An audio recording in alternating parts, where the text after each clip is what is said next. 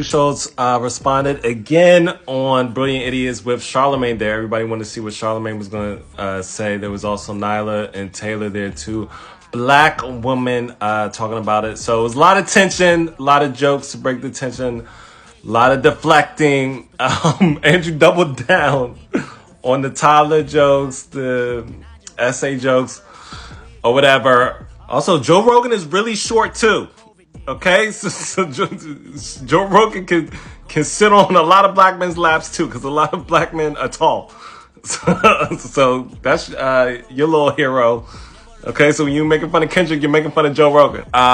So you could tell that Nyla in there didn't really appreciate that. Was a little bothered by that. Watching it, it was a little cringe. But they did mention the fact that, you know, Kendrick Lamar has a right to say what he says, and Andrew can make jokes, and you know you got to be responsible for the backlash of the jokes. But I think people just wanted to see him acknowledge why people might have been offended, and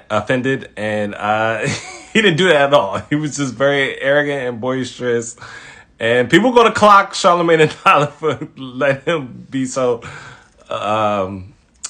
you know, boisterous and kind of like, it seemed like he was trying to control the conversation a little bit and didn't seem like he had the most listening ear. So that's where we're at. So nothing really changed. Okay, I don't think he brought up the South Park thing. And he doubled down on that. So I don't know. I will say Andrew is smart enough. I think I'm 100% sure he understands why people are offended, but he doesn't want to acknowledge it. Also, Flagrant was started in defense of jokes, in defense of free speech. So he's standing on that hill super hard, and his fans love it. Fans are in my comments saying he got at Kendrick, and so, you know, it's just a stalemate. But it was, I think, more to see how Charlamagne was going to respond. And I don't know. I haven't seen him getting too much smoke. It was annoying for him to act like he didn't know what happened at first. But, you know, when you're in that situation, you want, you know, that person to be checked by the black people in the room. And it was a mostly black room. So they're friends with him. They've known him for a long time.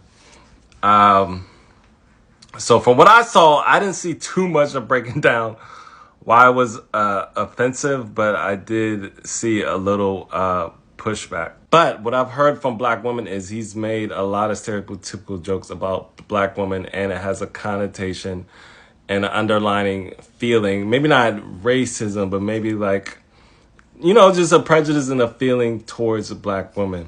Maybe like an anger or maybe a feeling of rejection towards black women. So bottom line, it's not funny to black women. It's not funny to black men. Charlamagne did say he was biased towards black women, which is good to hear. I'm biased towards black women. It's good to hear. So that's not the type of jokes I want to be around. Okay? If a black comedian was talking to two male Jew comedians and he made some jokes about Jewish women, you know, he would catch hell for it.